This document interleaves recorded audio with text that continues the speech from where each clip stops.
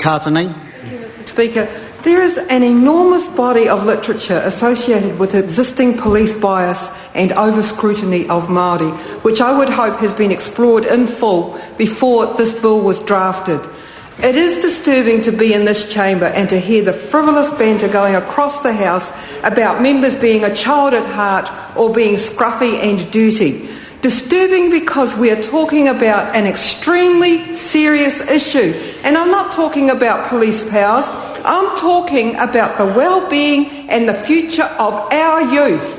I want to firstly respond to the comments of the Minister that she was disappointed that we have drawn light to the fact that the public were not made aware of this issue until a few hours ago.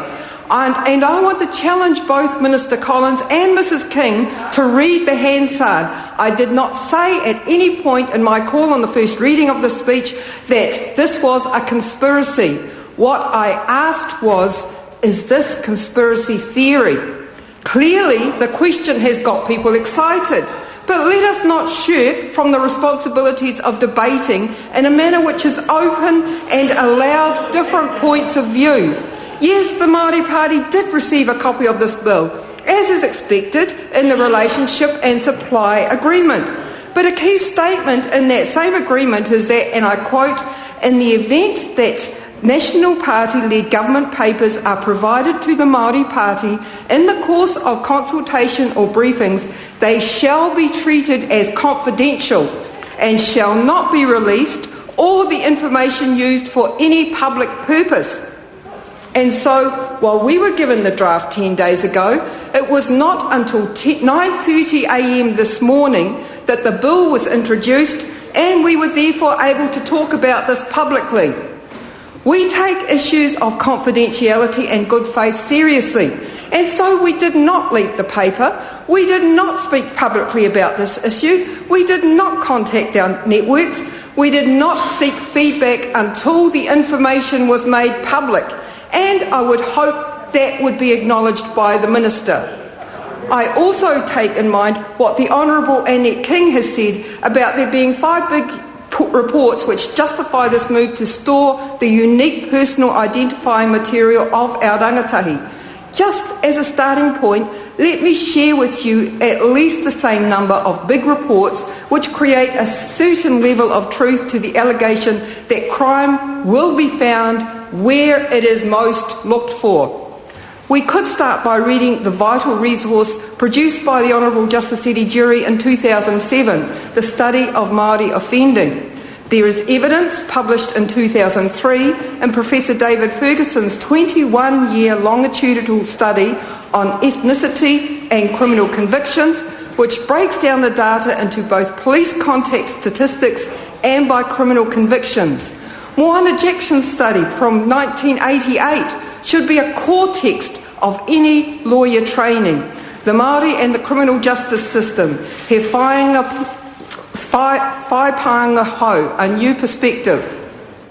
There's the research by Pania Tawhaiti and Michael Roguski, Māori perceptions of the police and police perceptions of Māori, and former Commissioner Peter Dunn's report of Combating and Preventing Crime, published by the now defunct Crime Prevention Unit in the Ministry of Justice. These are just a few reports which must be considered within the debate if we are truly to exercise due diligence in looking at this issue. Essentially, the key point is that while making up only 15% of the general population, Māori currently comprise 40 to 45% of all police apprehensions. The question that this House is yet to tackle is why are Māori overrepresented in the criminal justice system? But there is an even more pressing issue that we must attend to. Let me quote from the opening address from His Honour Judge Andrew Beecroft, Principal Youth Court Judge at my hometown of Nelson at the Ngā Kia Puawai Conference 2005, Māori Youth Offending. Judge Beecroft said, Māori youth offenders make up around 50% of all youth offenders, but in some youth courts the figure is as high as 80 to 90%. despite Māori encompassing only about a quarter of the New Zealand population under 17 years of age. This situation is deeply concerning to everyone involved in youth justice. Absolutely so. And so why is this Parliament, apart from the Māori Party and the Green Party, prepared to put so much focus into increasing police powers rather than giving some serious consideration to the focus of an ethnic bias in the New Zealand arrest conviction process? What all of the research I cited earlier indicates is that Māori with a given history of offending are more likely to be convicted than non-Māori with the same offending history and social background. In another report called Whānaki Rangatahi, Te Puni Kōkiri revealed that Māori youth are 3 times more likely to be apprehended, prosecuted and convicted than non-Māori youth. Mr. Speaker, the other very significant issue that I think has been woefully overlooked so far in this debate is that this is a bill which targets our young people. As such, surely it is essential that young people contribute to this debate. What do we have to lose? Why wouldn't we want to hear the views of our young people about this issue? 2 months ago, Rethinking Crime and Punishment called a meeting of young people, 16 to early 30s, to discuss the establishment of a young people's forum. They were concerned that the voice of young people is absent from the conversation about crime and justice.